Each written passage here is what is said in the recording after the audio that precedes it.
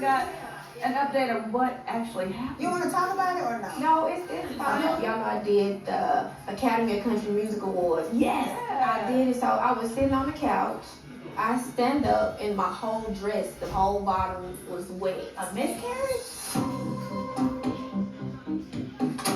I don't know if she's serious, if she's throwing shade, or if she's just dumb.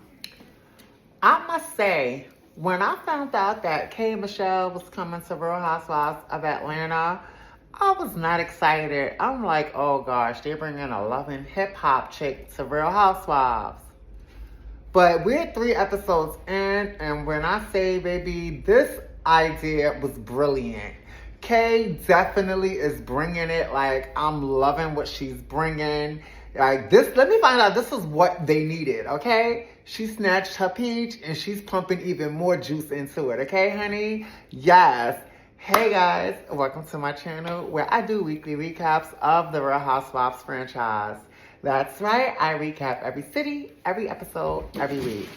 Today, I'm here to recap Real Housewives of Atlanta, Season 17, Episode 3.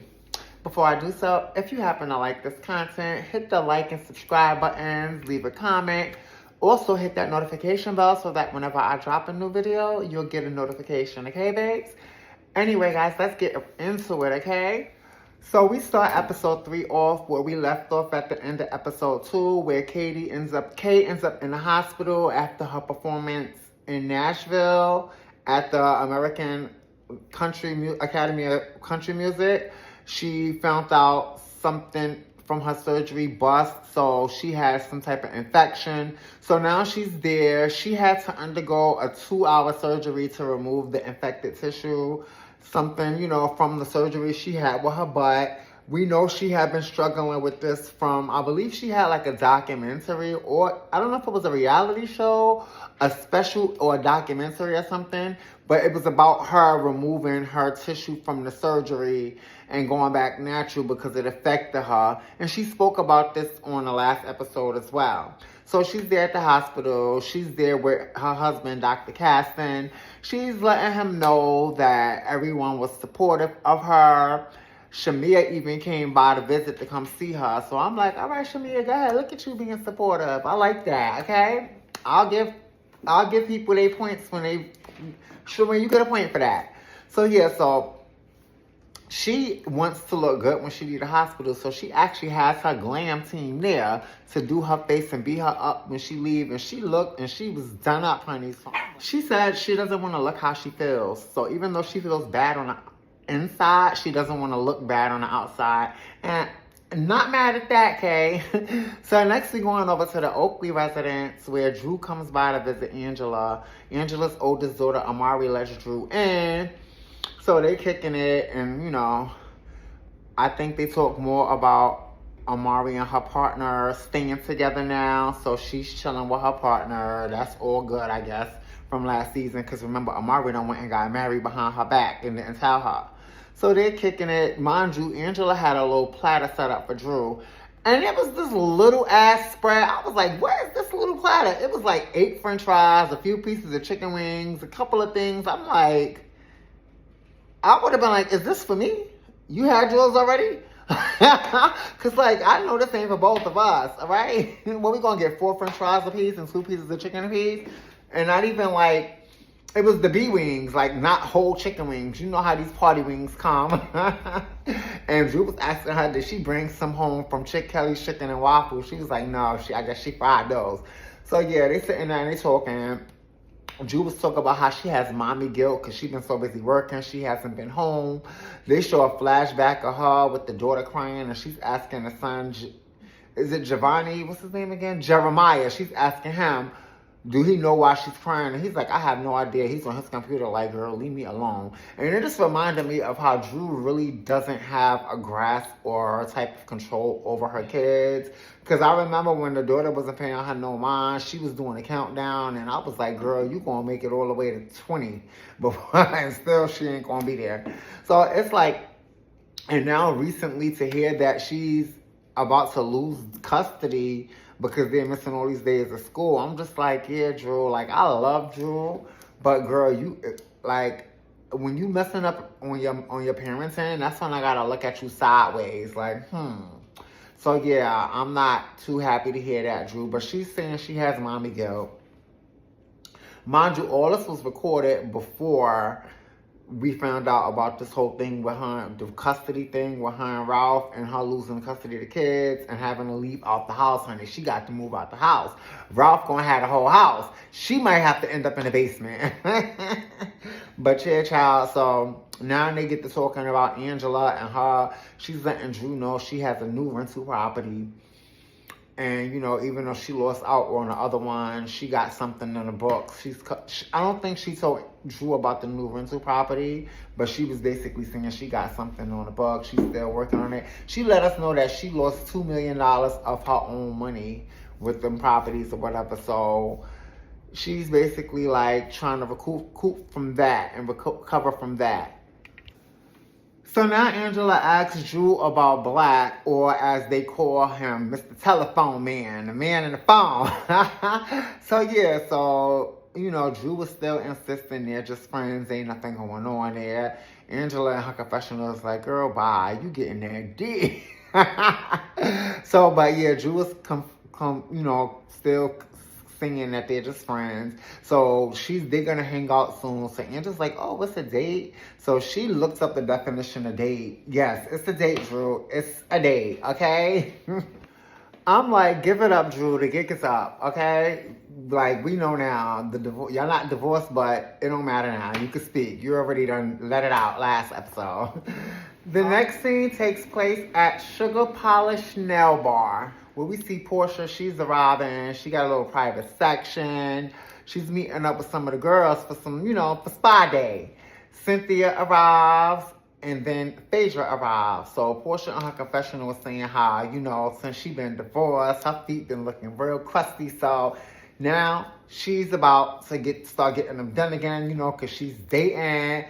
And then she said something real funny to me that I caught. She was like, you got to stay ready. Y'all know how fast I move. You never know when they might propose. So I got to keep my feet done. And I was like, yes, Portia. My feet was looking all ashy, and we know I cannot do that. I'm dating again. It is really important to keep your toes and your nails done. Y'all know how fast I move. You don't know when they're going to propose, okay? If there's one thing you could count on Portia for, she's going to give you a laugh, okay? Portia is a fool. And when I say full, I mean it in the most positive, best way possible, because I'm a fool, okay? And she's a fool like me. We see each other, okay? So now Kay, she pulls up. Her husband, Dr. Castor, is dropping her off, telling her he gonna come back to get her. Sis is straight from the hospital. She got on the same outfit, the same beat face, the same makeup job. I'm like, wait, you came straight from the hospital from a 2-hour procedure straight to go to the nail bar? Well, hey, I guess she want to feel good, all right? Because even Dr. Castor was like, you need to be going home. And she was like, I'll do what I want to do. So I guess she want to feel good about herself. So, hey, she just got some glam, so why not go get a spa day too, right? So they all, So Cynthia's asking her like, hey, what's up? You coming straight from the hospital. We didn't get an update. So Portia's like, do you want to talk about it? So she starts to tell him about it. She's telling him how she was doing a rehearsal, and when she got up, she felt like everything burst and it was wet. So Portia is like, oh my gosh, a miscarriage? So everybody's like, stop, like, huh? So Kate in her confessional is like, yo, I don't know if this girl is trying to, I don't know if she's throwing shade. I don't know if she's clueless or she's just dumb. Like, who asks another woman about a miscarriage? This is not the time to talk about that. Like, girl. So she says, no, I thought that too. But then she jokes about it in a moment. So she tells them, no, it wasn't. So they're like, was it water? Was it like your water burst? She said, yeah, because it wasn't blood or whatever. So they're like, oh my gosh, she's telling them about it. So then Portia is singing how she once had a suture come out, so she knows how that feels. And Kay is like, yeah, hers is 8 months old. So Kay in her confessional, she doesn't understand why Portia is acting so dumb. Like, she don't understand because she's saying her and Portia had conversations and spoke. And she let Portia know what was going on with that. And just like Portia let her know she wasn't happy with her latest boob job. So, yeah, so she's just like, she don't know what's the tea with this. So now they go to start getting their nails done and all that, and they get on their spa treatments. And mind you, Cynthia had made a joke saying, you know, one thing about this group is we all there for each other when we going through something. We come together. Like, we you know, we're not going to fight you when you're sick. She said, now, we might wait till you feel better. We're going to fight you when you feel better. We're not going to fight you when you're sick, though. I thought that was funny. So they're doing their spa treatments. So Kay asked how was Kelly's grand opening, because remember, she was in Nashville doing a Academy of Country Music. So they're like, you know, it was nice or whatever. So Phaedra is like, you know, me and Cynthia went. So Kay is like, oh, Portia, you didn't go? So Portia's like, oh, no, you know, remember after we had met up, me, you, and Kelly met up at the Dirty Tea, and we had our conversation or whatever, and we hugged it out and we left. Well, apparently after that, she went back and told Angela she felt the way about it, and she called me a whore and all this. So, yeah, I didn't go, but I sent flowers. So Kay is just like, oh, wow. So Cynthia asked Kay, like, Kay, do you think that there's some truth to it? And that's why she, like, responded like that and came back like that? And Kay like, girl, I don't know what this girl's doing with her Hot Pocket. Cynthia ain't know what the hell a Hot Pocket was, so they had to tell her. Next, we go over and we see Shamia and Gerald walking with their two beautiful daughters, Shia and Shiloh. They drop Shia off at school. She lets us know she's in first grade now. And also Shiloh is killing all of her therapies. Congratulations, Shiloh. Good to see you making a lot of progress there. So they're walking off after dropping her off, and she's telling him, you know, how she signed on for the rum company and she's excited about it. He has no interest whatsoever. And production got the nerve to play, like, when she said it, they played like the sound of like the birds chirping, like crickets, like the crickets, like, because he was not interested in her business at all. So she's saying how he want her to have income of her own, but, you know, he want to make sure it's stable. And she's saying how the rum company almost didn't happen. They showed a flashback of him having, I guess, a business conference call where I guess it was some sort of proposal or something they was working on. And he was asking a lot of questions, and she was on the side looking like, rolling her eyes like, oh my gosh. And he was like, I don't think this is ready for the market. You know, he was asking a lot of questions, but he was asking the right questions because he knows this. Like, Shamia, you admitted that in the premiere that you're not that business savvy but Gerald, he has a successful business, so you would want him to have this input. That's your husband, and I'm sure some of his money is going to invest in this as well. So yeah, I feel like he was asking the right questions, but she seemed like she was annoyed, so she went out there and did it on her own and left him out of it, I guess. So yeah, she's gone, so they're talking and walking and talking. He's pushing the stroller. So she tells him, oh, this could be as successful as your HVAC company. Girl, the way he looked like, whatever. This could be as successful as your HVAC is. All right. And all the other things you do. I need to be able to, like, retire us. Maybe not retire us, but come close to retiring us. Child, Shamir, this man has no interest in your business. She's like telling him like, oh, you know, I'm trying to retire us. And she's like, or maybe not. Like, girl, he was really looking at her. Like, honestly, the vibe was giving like, damn, you still talking? Like, that's what in his head, she was saying, damn, this bitch still talking? Like, hey, please shut up. Like, I was like, oh, this was so cringe. Everything about Shamia, it seemed like it's cringe.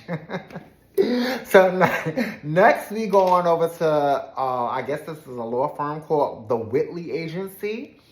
And we see Pinky, she's pulling up to meet up with a lawyer because she's thinking of filing for individual bankruptcy individually. Okay, she says that, you know, she signed on as a personal guarantor for the businesses. He seemed like he was surprised about that. And she was like, you know, what happened with her business, why it fell. A part of the reason was because her former CFO stole money from her. So that set her back.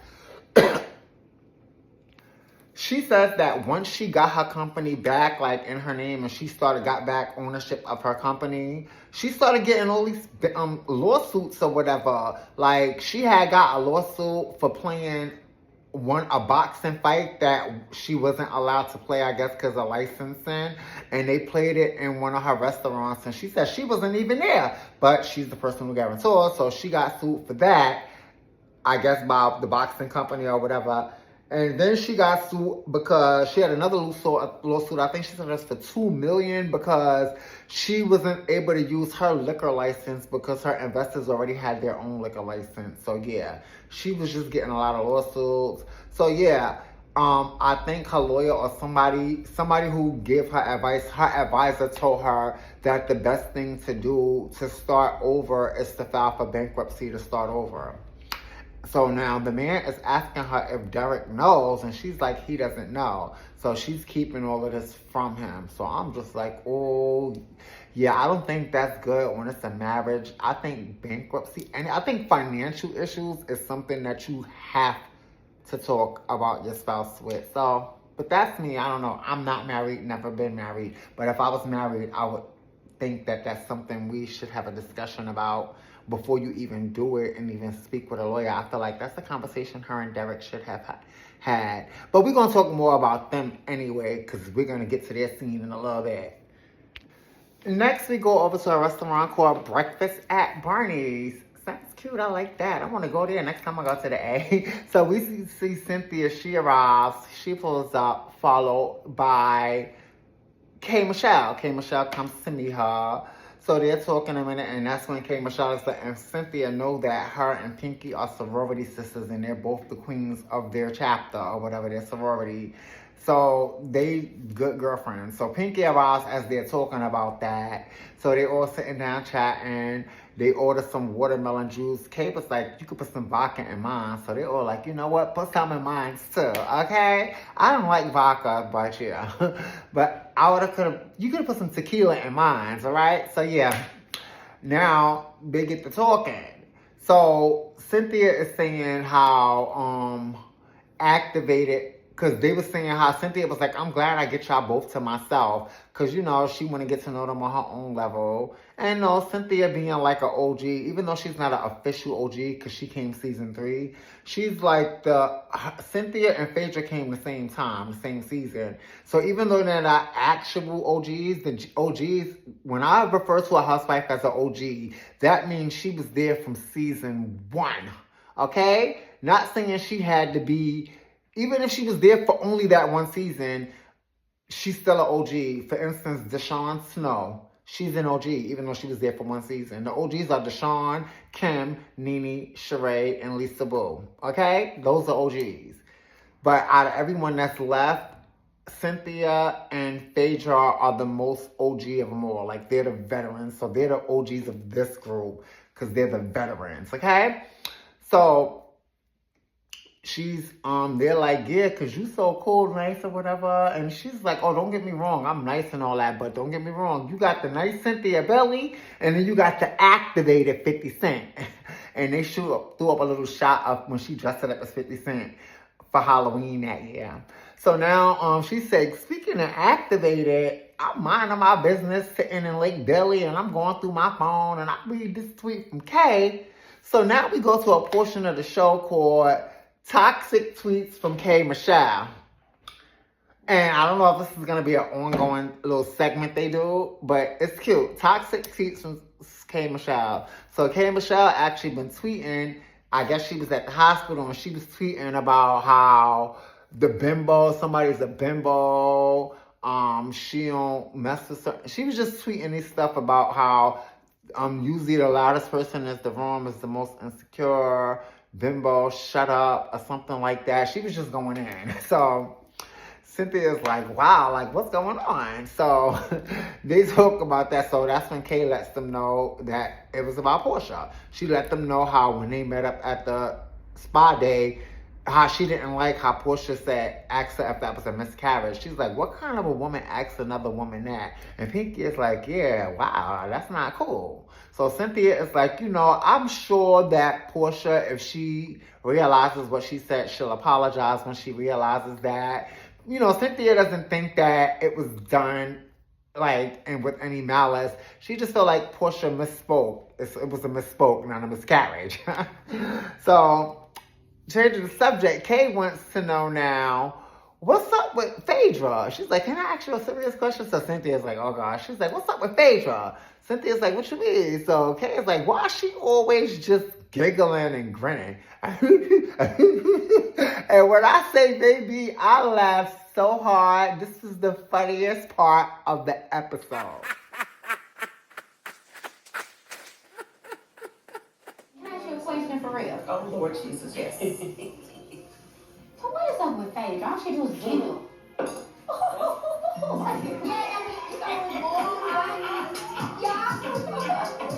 Too busy eating dead people at your She like this. She being so nice. They ain't telling everybody I eat meat. Baby, this is what I mean. I'm here for this. So yes, she was when she did her little giggle, and then they show a flashback of when they was at the nail salon with Phaedra. Phaedra always got that tongue out. This is how Phaedra be like, slapping her knee, like giving you a 5. So yeah, Pinky's like, that's because she's too busy eating dead people. I was like, oh, what's going on? So Pinky says, Phaedra telling people, I'm running around telling people I'm eating meat. They're like, wait, what? So she's like, yes, I work for Peter and all that. Like, you can't be playing with my money like that. So Kay was like, that's why you can't trust lawyers that don't practice the law. Or did she say when cases? I think she said lawyers that don't practice the law. And Pinky was like, I don't trust lawyers that eat dead people. You cannot trust no lawyer that don't practice the law. I don't trust no lawyer that eat good people. Baby, when I tell you this was the best shade of the episode. This scene, when I tell you these two newbies, I am here for these two newbies is bringing it. Even Cynthia said it in her confession. She was like, girl, Pinky and Kay are a ball of energy, honey. And you never know which ball of energy is coming your way. Because, baby, yes, this scene was everything for me. So that's why I'm naming this my favorite scene of the episode.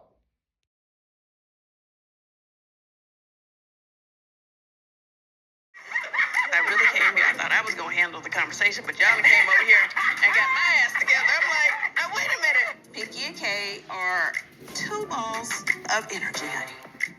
Yes, congratulations, Cynthia, Kay, and Pinky for providing us with the best scene of the episode for me. But Kay and Pinky, yes, this scene alone was my favorite scene. It also had the funniest moment, the best shade of the episode, and the best read of the episode, because that was a shade and a read all in one. Okay, so yes. So yeah, Pinky says that she's going through a lot now. She's going through the bankruptcy and all that. And she just don't got time for all that right now. So she's not sure if she could be vulnerable with these girls if, they trying to fuck with her money like that. So she's, questioning that. Okay? So next scene, we go over to a place called Adana, a lounge called Adana, where we see Drew pull up. She pulled up and she's meeting up with her friend / joint, whatever you want to call it, Black, Mr. Telephone Man, the man in the phone, okay? The man behind the screen with the ring light. So yeah, he pulls up. He got some flowers for her. She's all happy. So they order some hookah. I guess it's a hookah lounge. They ordered a blueberry mint flavor. She wanted the white gummy bear, but they didn't have that, so she got the blueberry mint like him. So they got their hookah. He's letting her know he got some gifts for the kids. And she's like, oh, for real, really? Oh, like, because you my friend and all this and that. So he's like, I'm trying to build, like, whatever this going to be. Whether it's going to be friends with benefits. She's like, friend. He's like, with benefits. Like, she says in her confessional that they cuddle, they snuggle, they hold hands or whatever. But, they're friends at the end of the day. And he's telling her, like, because she says to him, like, you're the only person I'm seeing right now, the only person I'm dating and getting to know. And he's like, yeah, but you still not divorced, pretty much. Like, you still married.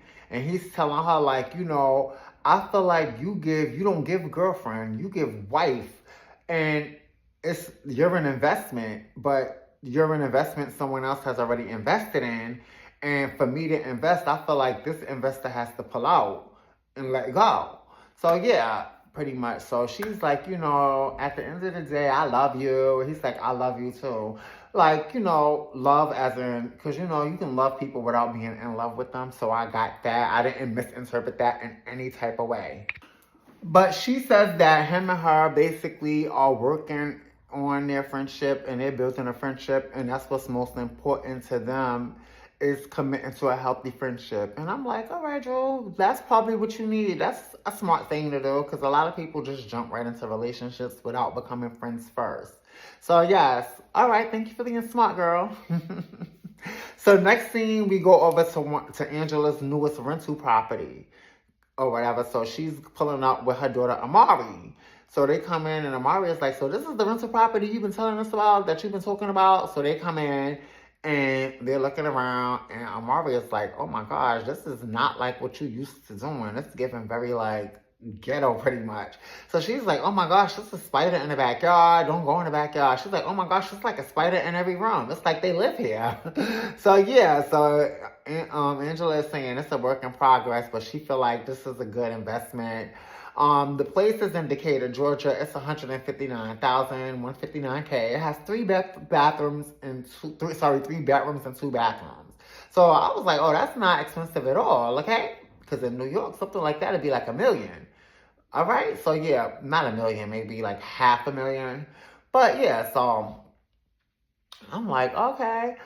So now they're looking around, and Amari is like, kind of like, she's confused. Like, I don't see why you got this property. Like, what's going on? Like, so she's like, are you getting this because you want to flip it and make money, or are you just trying to prove a point?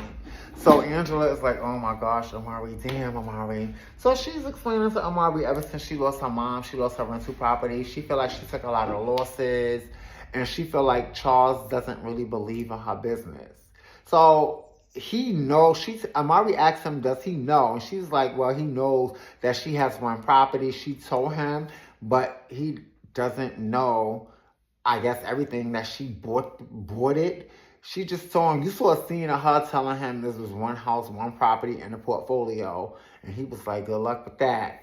But she said that she didn't want to tell him that she just bought a house. So he hasn't seen it or whatever, but you know, she said that she feel like she's taking so many losses. She just wants a win. So she feel like if she can get a win with this and sell this house, maybe Charles will believe in her more, and she'll feel like it'll kind of like help her get over all the losses she's taken last year. So, you know, this for her is, I don't want to say a vanity project, but it kind of sort of is, but it is sort of a, I need to prove myself sort of investment, you know? But at the end of the day, she does have her financial consulting company, and then she got the Fangie thing going on. So, yeah, you'll be all right, Angie. You won't be good. So next we go over to another law firm where we see Shamir pulling up with some lawyer, with a law team. It's like a family, I guess, law firm. And her sister Glenda is also there. So she's there to talk business about this rum company. I guess she left Gerald out the picture, okay? So they're talking to the people, with the lawyers. So they're doing, I guess, like a video call with the people, a video conference with the people to talk about the business. So she decided to name it Rum Bum. And when she says it, she turns around and shakes her ass or whatever. And I'm just,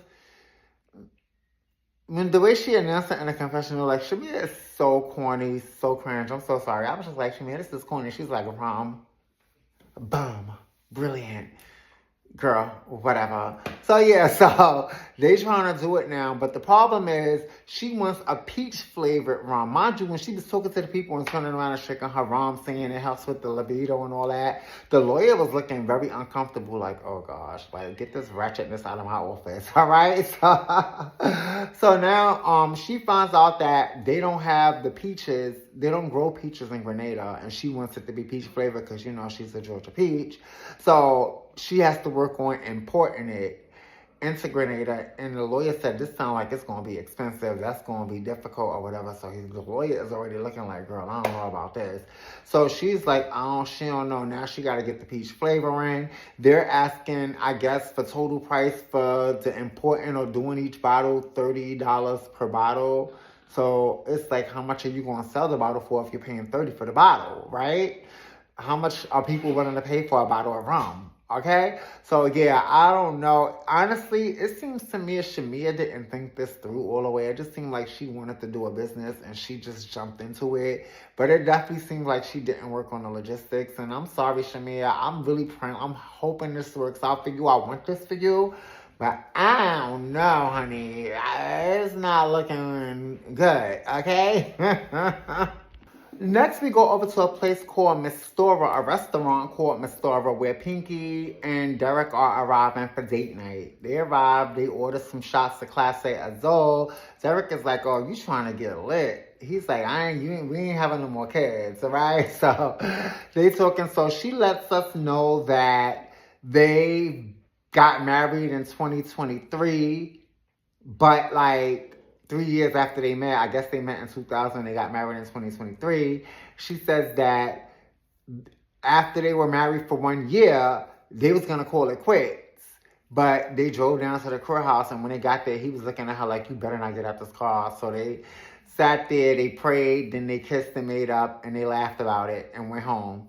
So yeah, they ordered their food. She orders the corn. She orders corn and Brussels sprouts with no cheese. He orders the mussels with the garlic shrimps. So basically, like, she said that being that she was pregnant for most of the marriage, now she feel like they're in that stage where it's after the kids, and then they're trying to grow together, I guess, as a couple. And they start talking about her situation, about, you know, her lawsuits and everything, and how it's a lot on her, and he wants to know what he can do to take away some of the burden from her financially and spiritually. And he's like, you know, because when this went down, everything was going down.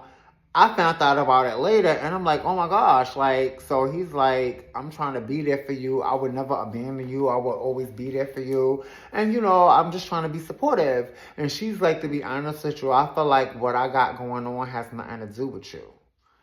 So she says in her confessional how she's not ready to tell him about the bankruptcy yet. She's not ready to tell him. And I'm like, girl, when are you going to tell him? After you do it? You can't do that. But she feel like this is not his problem, and she's not ready to tell him. So now she's like, oh, I'm your ride or die. We locked in. You my best friend. We locked in. Pinky's free on that. So when she goes to give him the pinky, he's like, I'm going to give you this broken pinky that I broke when I was playing basketball. She's like, I don't want nothing broken. Give me the other one. So he does it. They give each other a kiss. I don't know. Ever since episode 2, when I see a scene with Pinky and Derek, I don't know. Like, he's an attractive man. It's just something off with this relationship. I don't know. It just seemed like we're getting a facade. I don't know. It's just something. I'm getting minor red flags. I don't know from what. It's just something off. I don't know. Am I the only one who feels that? It's just something there with that I'm just like, The final scene of the episode takes place at a spot called Virgil's. We see Kay is already there ordering, and Portia arrives. So Portia arrives, pulls up. Portia is like, girl, I text you, but I guess Kay didn't respond. And Kay was like, you know, I ain't gonna lie, I was mad at you. Portia's like, wait, why? What's the matter? So Portia's on her phone, and Kay is like, you gonna put your phone down so I can tell you? So Portia's like, hold on, let me see why is Kay mad now. So she finishes what she's doing on her phone. So she's like, what's up? So Kay is like, you know, when we was at the spa and I brought up my surgery situation, you like asking me if it's a miscarriage, and that threw me off. Like, why would you ask me that? Why was that the time to ask that? And Portia was like, because honestly, that's the first thing I thought of. Because, you know, and Kay was like, well, who would think of that first? Like, well, who would that be the first thing? And Portia was like, oh, because I've had several. So that's what I thought when you said something bust or whatever. So you know, Portia's like, wow, in her confessional, like, why would I ever try to do that or like insult someone or offend someone for having a miscarriage when I'm like I don't know, she said the founder or she's an investor or something like that, a sponsor for the March of Dimes. So yeah, she's like, no, it wasn't in that way at all. She's telling Kay like, no, I didn't mean it like that. I'm sorry. So Kay's like, yeah, but we've spoke about this and I told you about my surgery and the reason why this is happening. So Portia's like, yeah, but you told me, but I never knew. You never said where you had surgery at, so I didn't know or whatever. So Portia's apologizing, and Kay's in her confessional saying, listen, she's not really buying it. She's like, whatever. I don't care what you've been through or whatever. So Kay's not buying it. Like I said, she's saying, she's like, her and Portia had conversations about their specific procedures and situations, and how she even told Portia knows she wanted to have a baby. And then showed a flashback of telling Portia how she wants a little girl so bad. She's expressed that in episode 2 when her and her husband were looking at the house that she bought that he knew nothing about and he never saw before. But Portia apologizes pretty much and tells her, you know, I'm sorry, it wasn't like that, but I can appreciate you telling me because this can help us grow and I can learn from this. And I'm glad you came to me. So that's when Kay tells her, like, you know, the bimbo tweet was for her. And Portia was like, oh my gosh, it was for me? So Portia was like, oh my gosh. Because I remember when they were showing the toxic tweets from K. Michelle, they were showing everybody's reaction in their confessionals.